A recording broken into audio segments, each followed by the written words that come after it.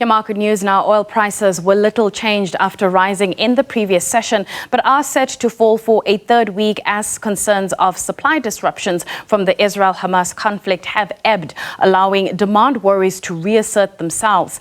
Locally, fashion retailer the Foschini Group reported a 15.3% fall in half-year earnings affected by increased levels of power cuts, higher interest rates and inflation. But the retailer said that turnover growth in the second half is expected to be higher than last year. To give us more perspective on the markets and also help us look back at the week that was, we are joined by Patrick Matidi, who is the head of equities at Aluwani Capital. Patrick, thank you so much for your time. It's the end of the week. We've made it through. What's your sense of the market performance so far? Yeah, good afternoon, Nastasia, and thanks for having me. Unfortunately, we started off the month fairly well on the up, but as the days have progressed, we've been steadily but surely giving away those gains. So the issues that we saw plaguing the markets for the month, in fact, going back to August, September, and indeed October, have since resurfaced, and that's all to do with inflation and interest rates. So we're seeing a lot of concerns coming back, and on the day like this, we are down about 1.3% overall. Let's talk about the Foschini Group. I mentioned in my intro that they did release their results. Were there any standouts for you? I think the issues that are facing the retailers are the same. So they do mention that in their results, and that is a constrained consumer environment, the impact of load shedding, that impacting the number of days that we're able to open. But I think if you look at the entire sector, and this is now, over the last few years now, there is a growing trend of, discounting that is taking place. So the guys are struggling to sell their merchandise at full price, and therefore there's a lot of discount. It's no longer a Black Friday sort of phenomenon, but throughout the season, it appears that, our guys are having to cut prices and compete and hopefully get the consumers to come in. And you can see that playing out, in these results where the top line is growing, but the bottom line is not. And that is because in the middle, the cost line is actually growing quite quickly. And that is because of our discounting. Did you ever like the retailers, rather the clothing retailers, that is, or was it a sector in which you kind of didn't want to touch given the high interest rates environment and the fact that you've got a constrained consumer?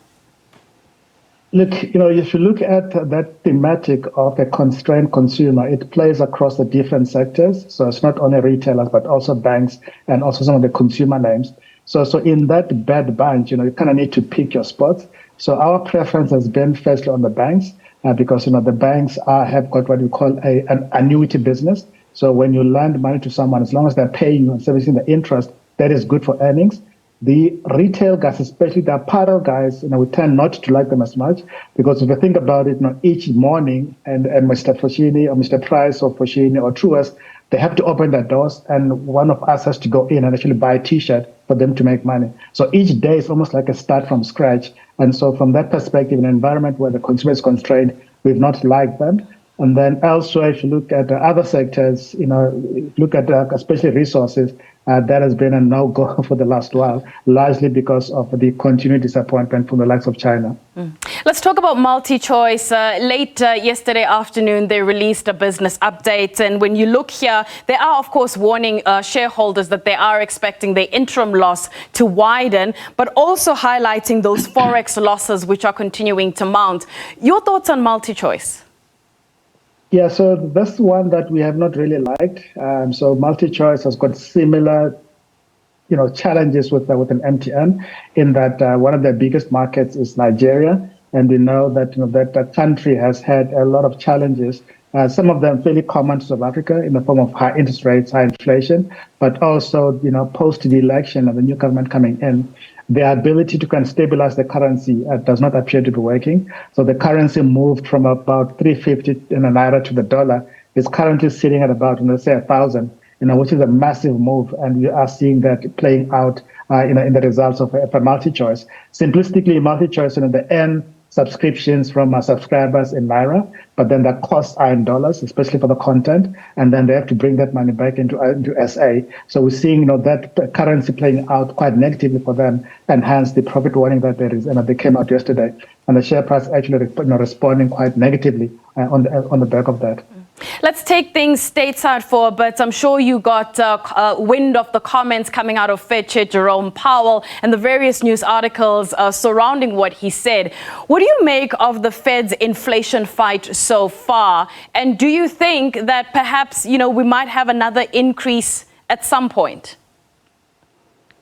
Look, hopefully no more increases. I think that will be detrimental to the U.S. economy and indeed the global economy.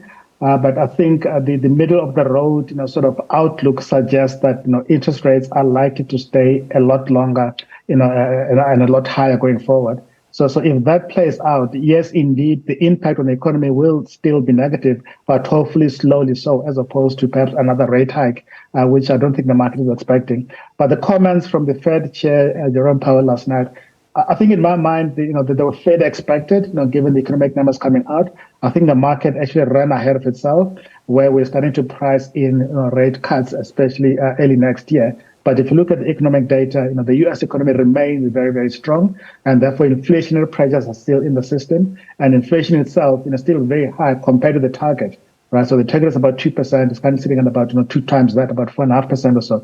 So there's a lot of work that needs to happen for inflation to come down to within the target before we can say, actually, let's expect rate cuts from this point onwards. Just quickly before I let you go, one local share to watch. Sure. So I think there are quite a few, both on the upside and the downside. On the upside, we like Exxaro. It's a coal miner. I think, despite what's happening elsewhere in the commodity space, we think that energy prices, especially coal, will continue to hold up well, especially when the Northern Hemisphere, is going into a winter session. But aside from that, the balance sheet is very, very, let's say, lazy. There's not a lot of debt in there. So they are still able to make good money, despite where coal prices are currently. And we like the story. We like, the quality of the business and the fundamentals around it. So that's on the upside. On the downside, I did hint earlier on, I think you need to stay away from MTN for the next while. Not only is it a Naira and a Nigeria issue, but I think if you look at the rest of the business in terms of the other drivers, we are seeing a lot of headwinds, given, again, the state of the consumer. But also, if this Middle East issue spills over into Iran, for example, which is another big market for them, you could see further weakness going forward. All right, Patrick, thank you so much for your time. That is Patrick Matidi, who is the head of equities at Aluwani Capital. We're going to take a quick break. When we come back, we'll have SME on point.